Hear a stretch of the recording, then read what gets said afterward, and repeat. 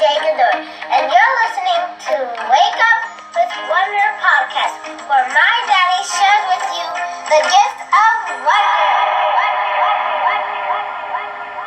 Wow, thank you so much to my beautiful daughter Harley for that lovely introduction. This is episode number 45 of the Wake Up with Wonder podcast, and we're going to title it, Am I, Are You, Are We Wonderkillers? I did want to start off with a nice bit of gratitude and just say thank you guys so much for listening, for being here. You don't have to be here, and I'm very appreciative for all of your support. I'm very appreciative that you guys are finding value in these messages that I am sharing. So with that being said, today we're going to talk about anal, we're going to talk about perfectionism, and we're going to talk about killing. But don't worry, don't get it twisted. We're not going to be talking about sex, and we're not going to be talking about death. And we're actually going to be talking about being conscientious. But before we get started with today's episode, I did want to let you know about the sponsor of this podcast. So the Wake Up with Wonder podcast is 100% sponsored by the Wonders and Friends exclusive VIP community. So the Wonders and Friends community is a community of like-minded individuals, men, women. We're all growing together, leveling up our lives together, becoming closer. It's a virtual community where we share daily positivity. We have daily perspective shifts. We all have different wonders, but the difference is that we keep each other accountable towards acting and taking action on those wonders. The more clear you are on your wonder, then the more success, the better results we're likely to have.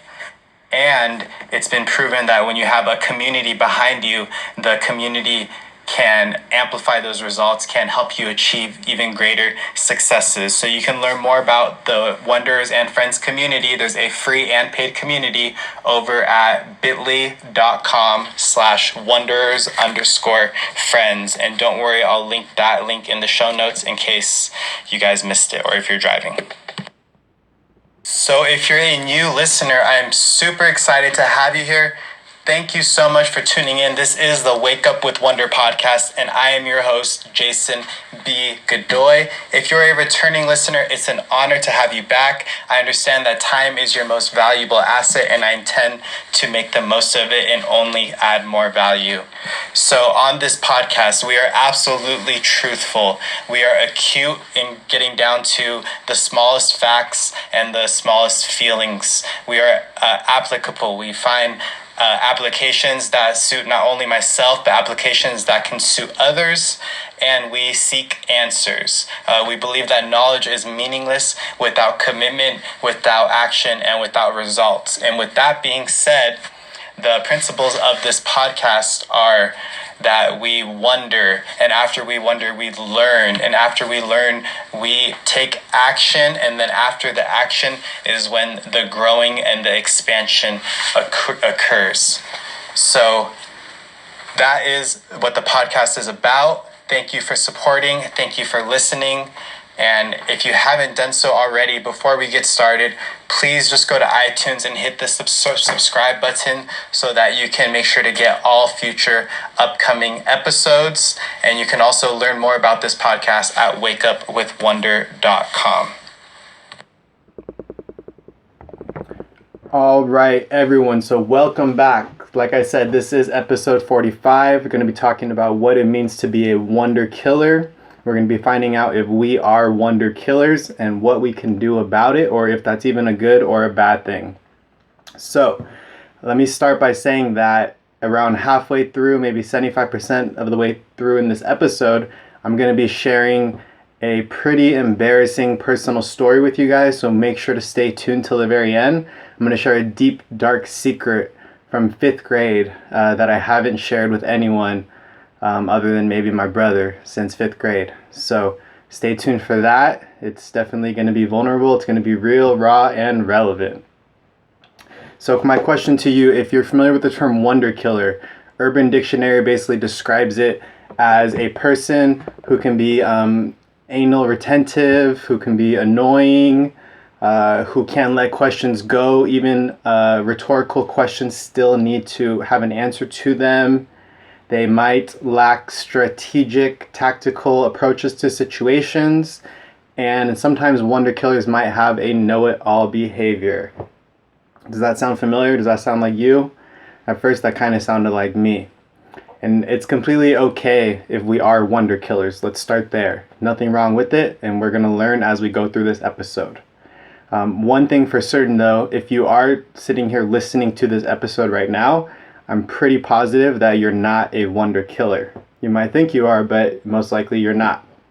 We'll see what unfolds together. It could be a severe case of general anxiety. So you know the type of high functioning anxiety that we have that kind of creates for us an inability to relax. It can look like a superpower to the outside world because we're always going, we're always functioning, we're always doing something.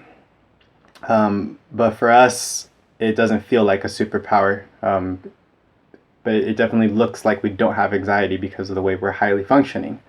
But let's go back to the first topic. So we said that Urban Dictionary describes wonder killer as someone who's anal retentive. So if you're familiar with Freud, the psychosocial psychology, one of the pioneers back in the day, he's been around for so long that a lot of his theories and topics have been discredited and are no longer being pursued. But we're going to just take a second and we're going to hypothesize and theorize with what Freud believed to be true, and we're going to see if it applies at all. So, Freud said that 1 to 3 year olds exhibit this anal phase, and in the anal phase of life, they're being potty trained. And if a 1 to a 3 year old experiences rebellion during this time, if they experience control, whether it's control from their parents or lack of control, and they need to find a way to experience the pleasure and to control the pleasure of this anal stage for themselves. So when you think of anal stage, you think of crap, you think of shit, because that's what little kids have. They have crap. They got to get the crap out.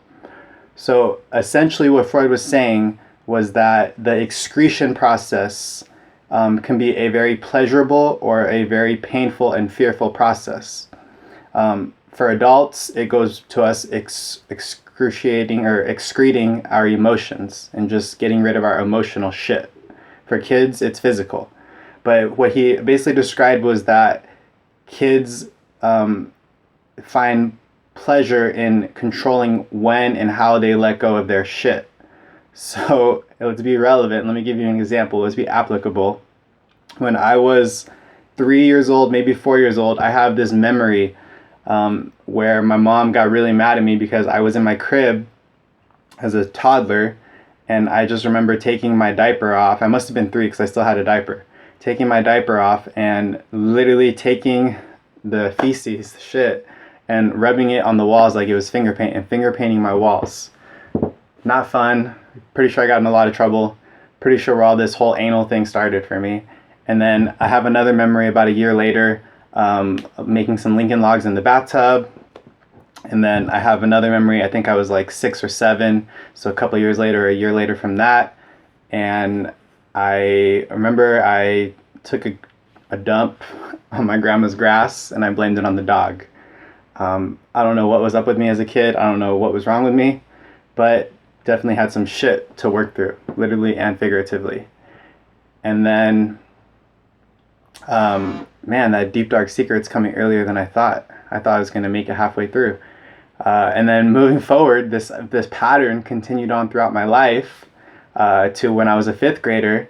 I even recall actually being the only kid, as far as I knew, at Camp High Hill, which was our spring-summer camp, who spent the whole week-long night camping trip wearing a pull-up, which if you don't know what a pull-up is, it's basically an adult diaper for kids, like the kind that slide up and down, a pamper. So yeah, I had to wear that in 5th grade. Super embarrassing. Nobody knew. Deep dark secret. Please don't tell anybody that I told you guys this. Very embarrassing. Now you know. Hopefully we're closer. Hopefully we connected deeper because of that. If that was you, I'd love to know that I'm not alone in that. Luckily it's not a problem anymore. But anyways, moving on. So Freud described anal as that phase where you're you're just consumed by your shit, and you have to put your shit on other people and give away your shit. But like I said, Freud's theories have largely been discredited, and now this concept of anal retentive disorder, it's not even officially a disorder in the psychological index and the DSM. I don't even know what manual we're on now, but it's not even officially a disorder. And if anything, this anal retentive disorder is a joke. People joke around with it. They kind of mock people who are anal types of people.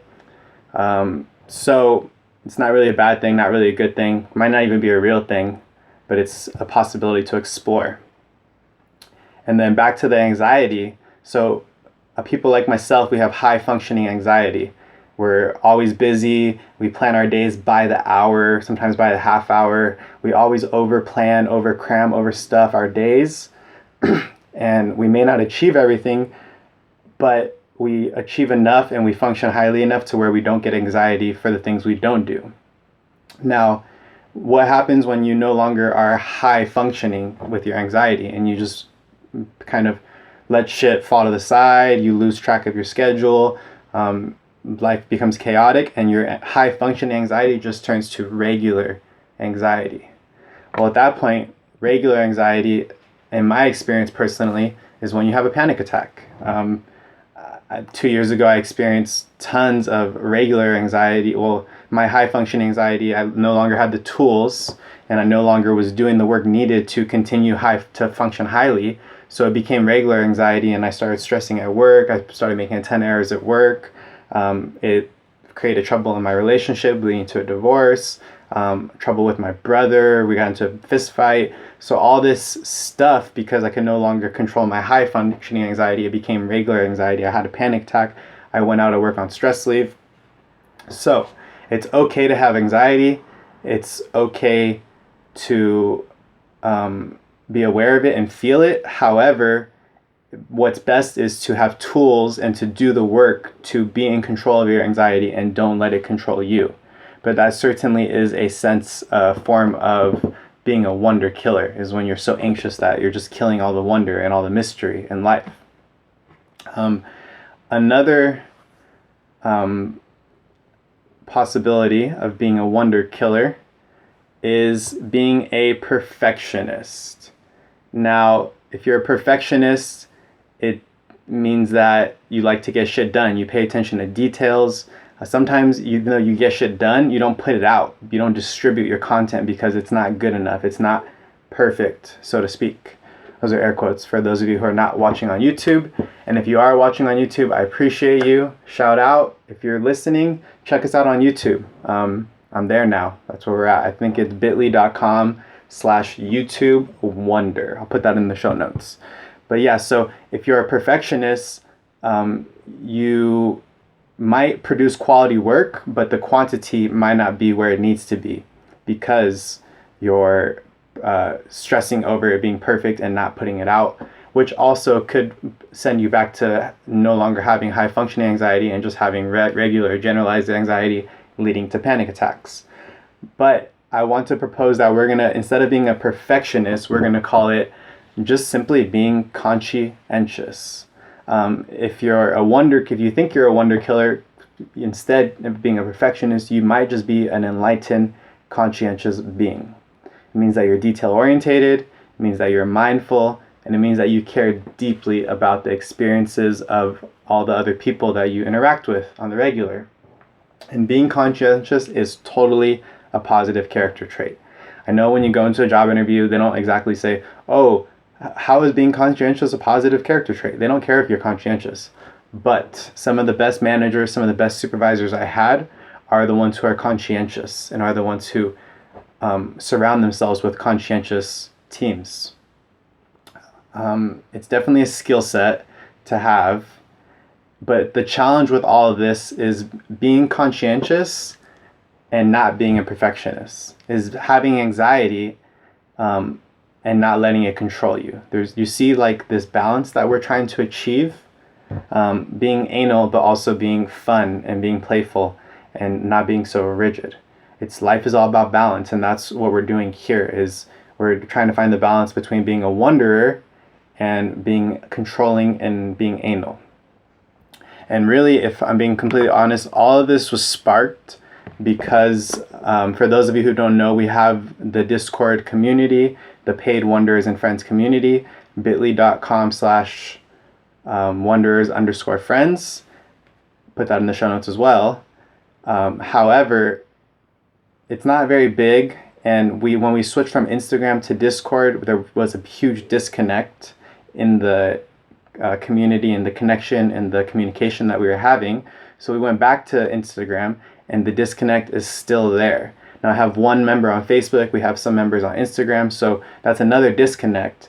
And as I wouldn't say possibly the leader, but as the founder of this community, I am committed to hunting down these disconnects, to creating space where we can facilitate deep connections and deep communication, and where we can truly help each other grow and support each other.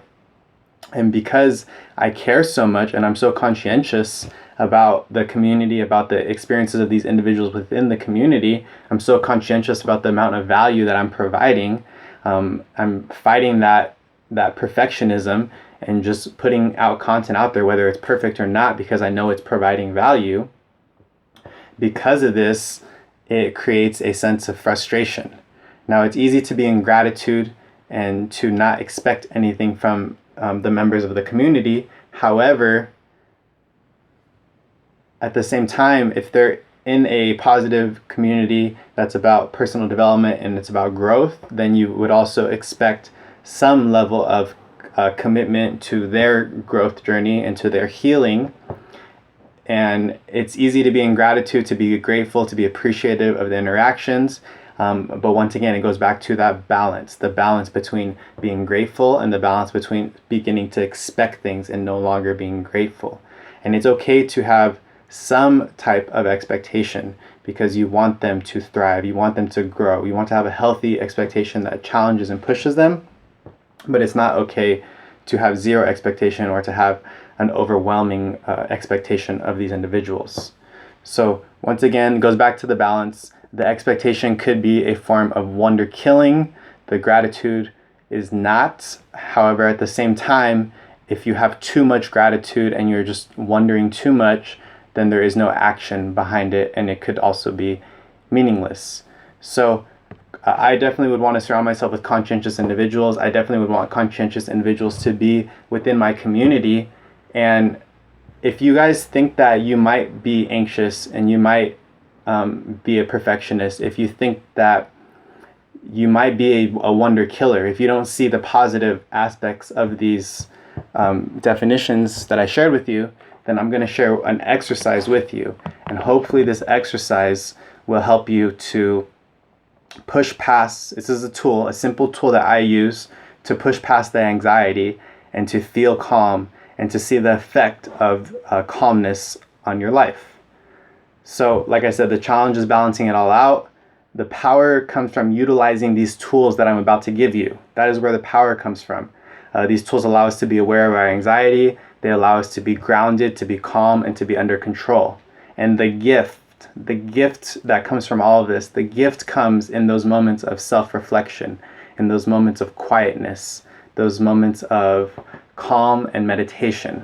So if you haven't been meditating, I've been making a lot of social media posts on Instagram about meditation, and I've been meditating daily. I've been using the Synctuition app. They're not a sponsor of the show, but it's just a fun app. 25-minute meditations, because of the power of binaural beats, feels like an hour. So whether you're meditating for 5 minutes, whether you're meditating for an hour, whether you're using an app, whether you're doing it in silence, just get yourself into a space where you have calm, silence, and space to self-reflect, because that's where the gift is going to come from after you use this tool. So this exercise is called the influence of calm on my today. You could also call it the influence of anxiety, but I don't want to put us into an anxiety state. I want to put us into a calm state, a state of abundance, a state of flow. So we're going to call it the influence of calm on my today. Basically, we're going to talk about our relationship to worry and how worry or anxiety, how it affects our ability to be calm. So if I worry if these people in the community are receiving value, then I'm constantly going to be checking my social media. If I worry if these people in the community are participating, then I'm constantly going to be hounding them and messaging them and bothering them saying, yo, why aren't you participating? And at some point, that worry turns into an expectation, which leads to a resentment, which can lead to some underlying passive aggressiveness. So with all this disconnect within the three communities, I had reached out to one of the paid members, and I had a story because he was the only member not on Facebook, that he was holding the community back from growing, which is complete bullshit. I'll call bullshit right now. I even told him that that was a BS story. I had to work through it. I had to get past it, and we had to create a new plan, a new platform for the community to connect on, which we're doing. We're doing the work. We're most likely going to be going back to either Discord or moving over to Facebook. But without being in that state of calm, without living in the realm of gratitude, without doing this exercise and seeing the big picture and being aware of my worries, then it triggered me to reach out to this individual and to basically call him like a weak link in our community. That's basically what I called him, which is not true. Anybody, even myself, can be a weak link in life, in your community, in your environment. It's just that was how I felt in the moment. I had to work past that, and I did so with this exercise. So you're going to talk about how worry shows up in your life, where else it shows up. So for me, worry also shows up at work. A very stressful job, high quality, high quantitative, a lot of errors. So the moment you get one feedback or one error assigned to you at my work, it's natural to begin worrying and worrying and worrying. And people who make one error tend to make, especially on a Monday or a Tuesday, tend to worry until they make another second or third error in that week. And that's all because of worry. Worry makes them anxious. Worry puts them into that negative mindset, and we want to be in an abundant mindset, a calm mindset. Worry in terms of, I don't really worry about my health or my fitness so much anymore, but definitely worry in terms of being, with all the crap, all the shit going on in the world right now. My grandma was just telling me yesterday, she thinks that the world is going to end. She thinks that the coronavirus is the setup for the end of the world, the rapture, whatever you believe in, whatever you want to call it. That's what she was talking about. And it's easy to start worrying about that, to start worrying about the end of the world. Whereas if you're meditating, if you're journaling, it's easier to be calm. It's easier to be focused. It's easier to see the big picture and have a clear vision for what you want going forward. So that's the exercise for you guys. I hope that you guys do it. I invite you to do it. And on top of inviting you to complete this exercise, how calm influences my today, I also invite you guys to find that quiet space to self-reflect, to meditate, and to look within. If you guys found value in today's episode, go ahead and send me a direct message on wakeupwithwonder.com is our website. You can find us on Facebook or Instagram at Jason B. Godoy. I'll put everything in the show notes. Please feel free to share this with a friend. If you have a friend who's a wonder killer, that they're always worrying, they're always anxious, they have anxiety attacks. If you have a friend that is a perfectionist and can't produce work because they're always trying to be perfect, this is a great episode. It's a perfect episode to share with them, so to speak. So if you do share this episode with a friend on social media, go ahead and tag me at Jason B. Godoy. You can hashtag WakeUpWithWonder. And most importantly, the biggest way that you can help this podcast grow, in my experience, is just by leaving a simple review. We got a couple more iTunes reviews. Keep those iTunes reviews coming. The reviews are a powerful way to grow the podcast, to spread the gift of wonder to the people who need to hear it the most. The people who lost their wonder, the wonder killers out there, they all need to receive the gift of wonder for themselves. So one way to do that is by leaving a review on iTunes. Thank you so much for your time. I appreciate you listening. I really do love all of you guys. And with that being said, I look forward to talking to you next week, to catching you next week on the Wake Up with Wonder podcast. Have a wonderful day. Actually, for you listening on YouTube, I wanted to add on, I meant to include this in the middle of the show, but it's the first time that somebody has left me an Anchor voice message. So I totally forgot, but I've really been wanting to get one of these for a while. I've been praying for it. I've been believing that I'm going to get one. I finally got one. I'm excited. So check out this voice message that was left by a listener of the Wake Up with Wonder podcast. Hey man, I just really want to let you know that I definitely appreciate your episode, and keep doing what you're doing, man. The honesty and transparency is definitely evident, and it was really touching to hear and refreshing to hear honesty on that level. And I know that someone got something out of your latest episode, and I would love to connect more with you and just stay in contact more with you. If you don't know, this is Jared from the It's Just Tape podcast, and I definitely appreciated what you brought to the table with your podcast and your content. So you keep doing you. Keep being that great dad to that little girl that you explained, and hopefully, we'll be hearing from each other on more regular basis. So, later. So that was it. That was a voice message from a listener, from Jared. So shout out to Jared.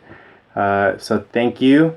And that shows why it's so important to share this podcast with friends, to spread the gift of wonder, to leave reviews, because people like Jared are going to find it. People like Jared are going to be blessed, and people like Jared are going to grow from it and be impacted. So please, I invite you, I encourage you to share this with a friend.